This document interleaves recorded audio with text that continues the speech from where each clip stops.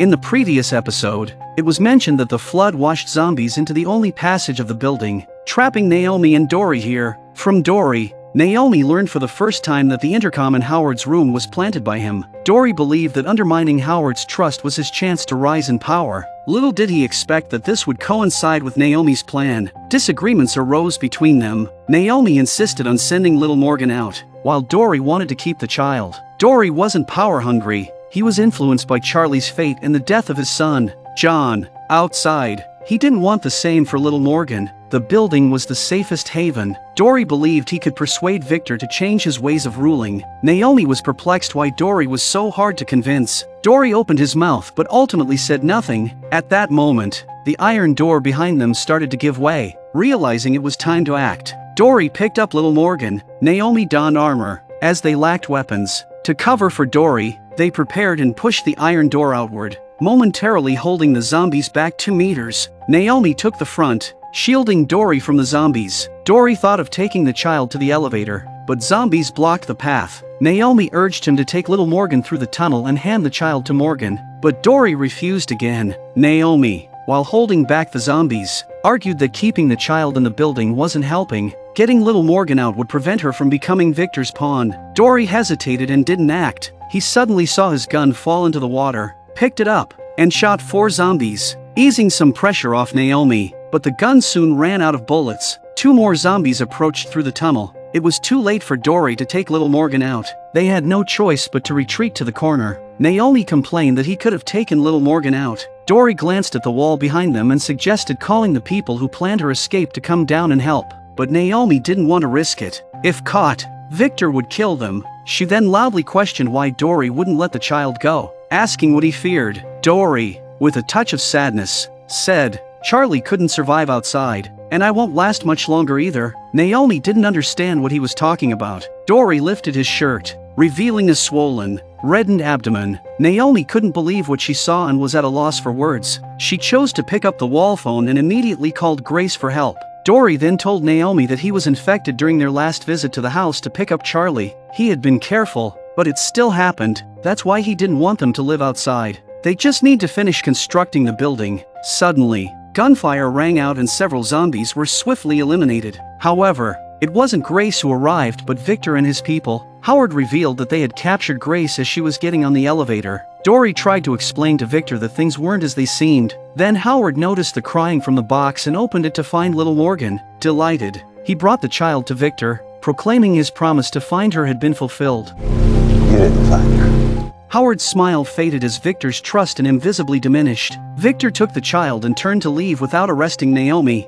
They went back to the rooftop. Victor, not visibly angry, declared that the building he established was akin to a civilized society, which would crumble without unity. Howard immediately pledged his loyalty, reminding Victor of their long-standing alliance. Victor didn't respond but instead asked Dory if he believed in this place. Dory firmly stated his belief in the building's potential as the best way to keep the children alive. Victor then said, "If you say you believe in this place, then prove it to me by pushing the person next to you down." Shocked, Howard asked why. Victor calmly explained that he had promised to spare Howard if he found the child. But it was Dory who found her. Feeling utterly betrayed, Howard lamented his loyalty and efforts for Victor. However, Victor had lost all regard for Howard the moment the intercom was found in his room. But Dory said they shouldn't treat him this way because he was the one who set up the radio.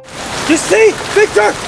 Dory had already prepared for death. He couldn't enjoy all of this without feeling guilty. But instead of anger, Victor expressed admiration for Dory's scheme to gain his attention. Laughing at the revelation, Howard was relieved to clear his name. Victor admitted underestimating Dory, acknowledging his genuine concern for the building. Oh, come on, you can't be serious! Still, Victor insisted that Dory throw Howard off or he'd bring Naomi and the others up as well. Left with no choice, Dory reluctantly grabbed Howard, preparing to follow through. Initially, Dory felt guilty for his deceitful tactics and admitted his actions, but he harbored no remorse for killing Howard. He believed that Howard, having thrown others to their doom, might have deserved his fate. Victor was exceedingly shrewd. He mentioned that Howard's family would never find this place because they had already died. His cavalry had discovered them months ago. Dory was puzzled why Victor hadn't told Howard about his wife and child's deaths.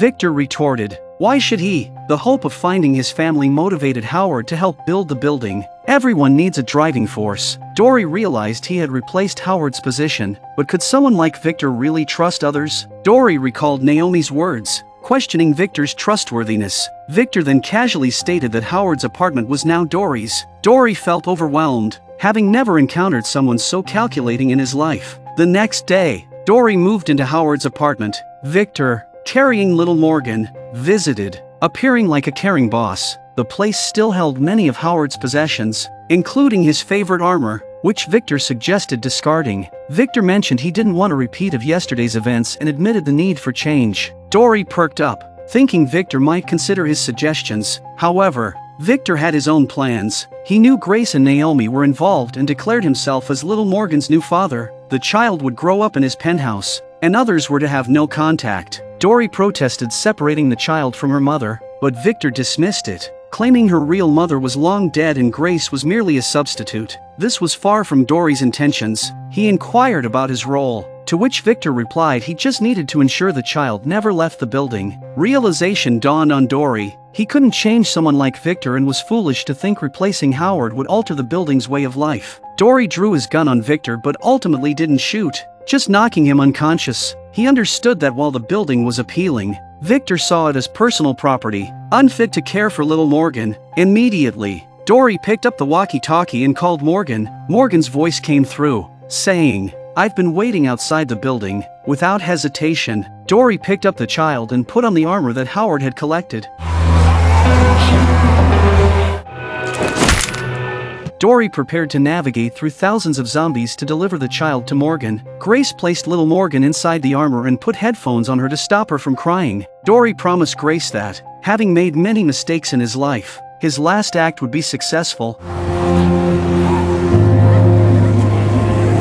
Inside the building, Wes woke Victor up and reported the situation. Victor looked up to see the armor missing and guessed what Dory was doing. By then, Dory had already stepped outside, moving among the zombies. This armor was much sturdier than the previous ones. His sole thought was to bring the child to Morgan, and he also saw Howard, who had turned into a zombie, crawling on the ground. As Dory continued to advance, the surrounding zombies gradually closed in. He was no longer young, and shaking off the zombies' bites required a lot of energy. Wes noticed Dory and called Victor to watch. Victor remarked that he thought he had found a new partner, but Dory had disappointed him. Seizing the opportunity, Wes inquired if Victor still needed a partner. Perhaps Victor intentionally said this in front of Wes, giving him hope to win his loyalty. Fortunately, little Morgan was quiet and calm in Dory's arms, listening to music. After nearly 20 minutes, the armor began to fall apart. Dory saw Morgan waiting for him. Grace and the others were also nervously watching the horde of zombies. The cavalry found them,